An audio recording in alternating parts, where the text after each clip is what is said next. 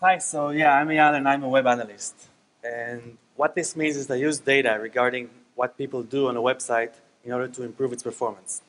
By improving performance, I don't mean how fast the pages load and all that, but having the website perform better by achieving its goals. So what I'm going to tell you here today is I'm going to talk about the three main things that you want to ask regarding your website, regarding how it's doing, regarding how to improve it. And I'm going to show you a tool called Google Analytics and show you how to use it in order to answer these questions. Okay, so for the first part, you're going to have to pay attention because it's going to pass real quickly. 7 seconds is the average amount of time that the user will take in order to decide whether to stay on your website or to go elsewhere, right? Because people, when they're surfing the web, they have lots of possibilities. They probably have a few other browser windows open. So you really have to kind of make an effort in order to keep them there. So the first question that you want to ask regarding this is, how is my first impression? Am I making a striking enough and attractive enough first impression in order to keep visitors who come to my website to make them want to stay and interact with it and view some more? So that's the first question. The second issue is represented by this leaking funnel. Okay, and the idea is that the funnel represents your website, and the liquid represents the traffic, the visitors come through. And this little drop right there represents the people that actually complete the goal of the website. All of the others leak out. Now, what do I mean by a goal of a website? This is a really important point. Every website has goals.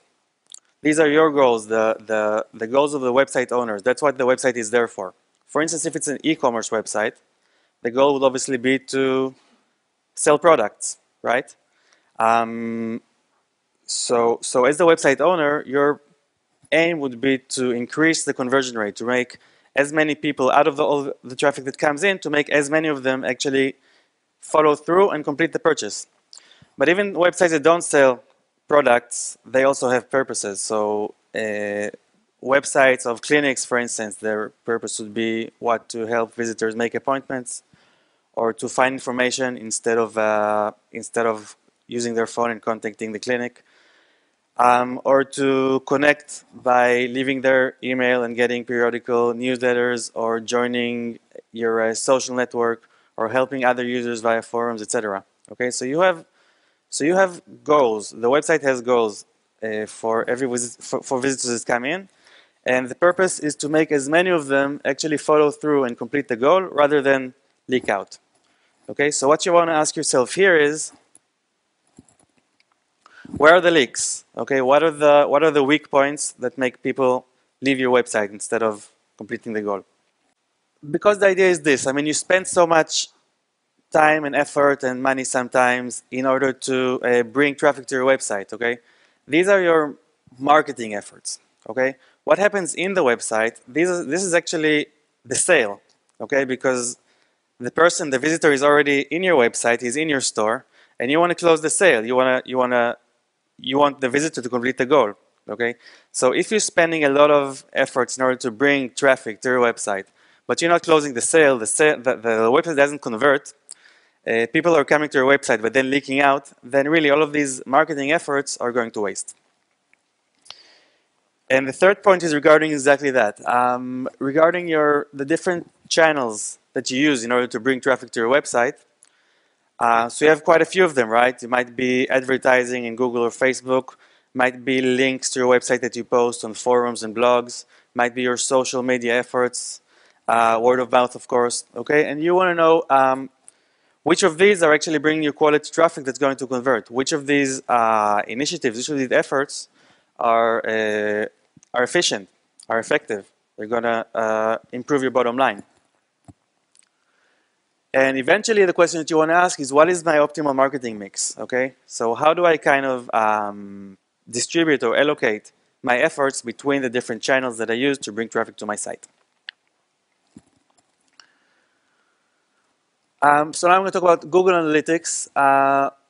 Basically, Google Analytics is a tool that lets you, that gives you visibility to what's going on your website, where visitors are coming from, what they're doing on the site, are they completing the goals, and through that we'll see how you can answer the 3 questions that I've raised, right? So, how's my first impression? Where are the leaks? And how should I allocate my marketing mix? Right, so the first question is 7 seconds issue, right? How's my first impression?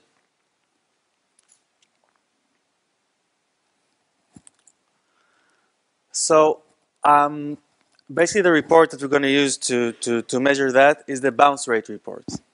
What is the bounce rate? The bounce visit is a visit in which someone lands on your site, comes to your website, and then leaves without doing any further interaction, right? So he just kind of bounces off. Okay, so you really want to decrease your bounce rate. Okay, and this report shows what is the bounce rate for each of your landing pages, for each of the pages that people come to your site through. Okay, so it could be obviously the home page. It could also be other pages where you have like deep links, where you have direct links to articles on your website or to specific service pages. Okay, and what you can see is how is the bounce rate for each one. So you can see which pages are performing better than others or as landing pages. And you can also see over time, if you make changes and improvements to your pages, if that actually helps. So the bounce rate is really the metric, the proxy to the first impression. How is the first impression that the user gets, that the visitor gets when landing on the site?